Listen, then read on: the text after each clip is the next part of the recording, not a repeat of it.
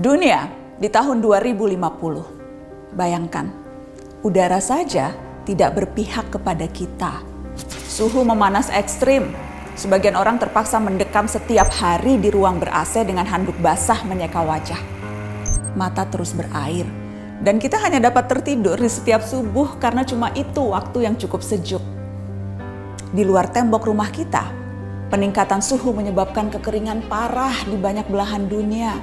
Hanya orang kaya yang bisa membayar air. Keran-keran di tempat publik dikunci. Hutan-hutan terbakar. 2 miliar orang berhadapan langsung dengan suhu yang bisa meroket sampai 60 derajat Celcius. Titik panas di mana tubuh manusia tak dapat bertahan lebih dari 6 jam. 2050, permukaan laut naik drastis menyebabkan badai ekstrim. Kota-kota pesisir tersapu pasang dan banjir menewaskan ribuan dan menggusur jutaan orang. Beberapa kota terpadat di dunia tenggelam, termasuk Alexandria, Kairo, Mumbai, Shanghai, Bangkok, dan tentu saja Jakarta.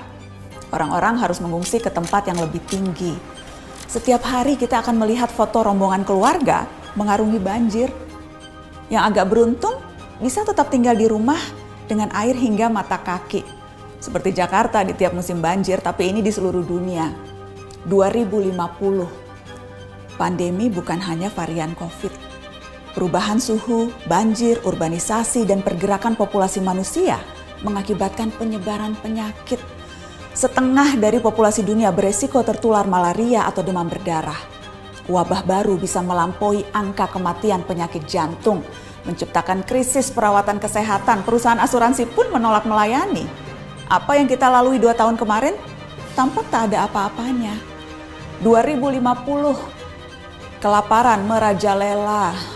Populasi dunia meningkat sampai 9 miliar jiwa, walau tingkat kesuburan manusia menurun. Terlalu banyak mulut harus diberi makan, sementara dunia kekurangan air dan lahan yang bisa digarap. Bahan makanan akan semakin mahal, jumlah orang kurang gizi di dunia pun terus meningkat. Sementara bantuan logistik, kalaupun ada, pasti tiba terlambat karena terhambat bencana di mana-mana. 2050, hubungan internasional tak lagi akur. Setiap negara menjadi egois dan saling curiga. Perdagangan global macet karena negara-negara berhenti mengekspor dan memilih mempertahankan sumber daya mereka sendiri.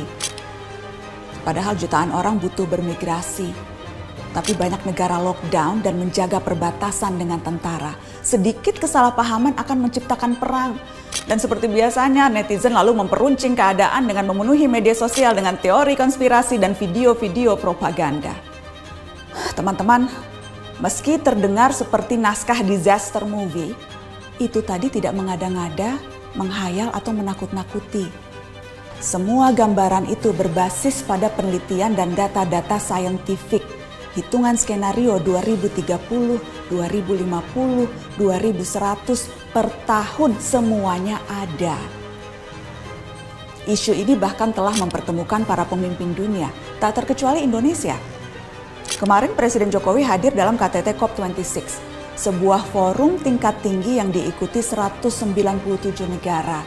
Mereka membicarakan masa depan, rencana untuk menghalangi skenario-skenario tadi terwujud. Memang sulit, karena masing-masing negara punya kepentingannya sendiri. Akan ada tarik ulur yang berbelit-belit, tapi kesepakatan harus dilaksanakan. Dunia harus melakukan pengurangan karbon secara progresif, mencapai target 0 emisi segera. Negara-negara maju yang secara historis lebih bertanggung jawab harus mau membantu pendanaan negara-negara lain untuk ikut memerangi krisis iklim. Dunia berpacu dengan waktu. Gelisah tidak akan menghalangi 2050 sampai di kalender kita. Kita harus serius mempelajari isu ini, termasuk mengawal kebijakan dan langkah-langkah pemerintah. Sorotan terhadap COP26 menegaskan Indonesia selama tinggal di planet yang sama tidak terbebas dari resiko maupun tanggung jawab. Ada yang bisa kita lakukan sebagai individu, tentu saja itu perlu. Namun rangkaian kebijakan negara yang berdampak signifikan, itu yang paling kita butuhkan segera. Kita tak bisa memilih planet, tapi masa depan bisa.